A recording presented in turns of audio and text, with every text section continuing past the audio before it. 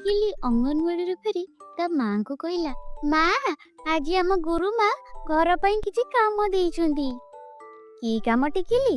ମା, ଆମ ଗୁରୁମା କହିଛନ୍ତି କିଛି ଗାଡିର ଚିତ୍ର ଆଙ୍କିବା ପାଇଁ, ନହେଲେ ପୁରୁଣା ବହି କି ଖବର କାଗଜରୁ ସଂଗ୍ରହ କରିବା ପାଇଁ। ଏତିକି ତ?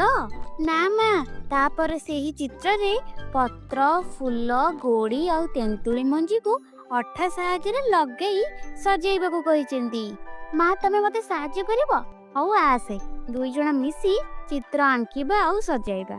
ମା ଗାଡିର ଚିତ୍ର ଆଙ୍କିଦେଲେ ଆଉ କିଛି ପୁରୁଣା ପତ୍ରିକାରୁ ଗାଡିର ଚିତ୍ର କାଟି ଆଣିଲେ। ଟିକିଲି ନିଜ ହାତରେ ସବୁ ସଜାଇଲା।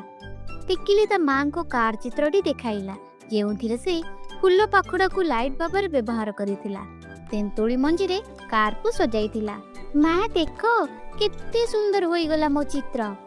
ହଁ ଟିକିଲି, କାଲି ତ ଦିଦିଙ୍କୁ ନେଇ ଦେଖାଇବୁ। ଆସ ଦେଖିବା ସେମାନେ କେଉଁ ଯାନବାହନକୁ କିପରି ସଜାଇଛନ୍ତି।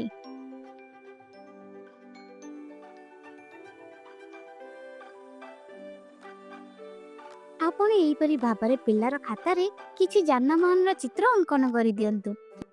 ତାପରେ ସେହି ଚିତ୍ରକୁ ପିଲାକୁ ଝଡ଼ି ପଡ଼ିଥିବା ପତ୍ର, ଫୁଲ, ଗୋଡ଼ି, ତେନ୍ତୁଳି ମଞ୍ଜି ସାହାଯ୍ୟରେ ସଜେଇବାକୁ କୁହନ୍ତୁ।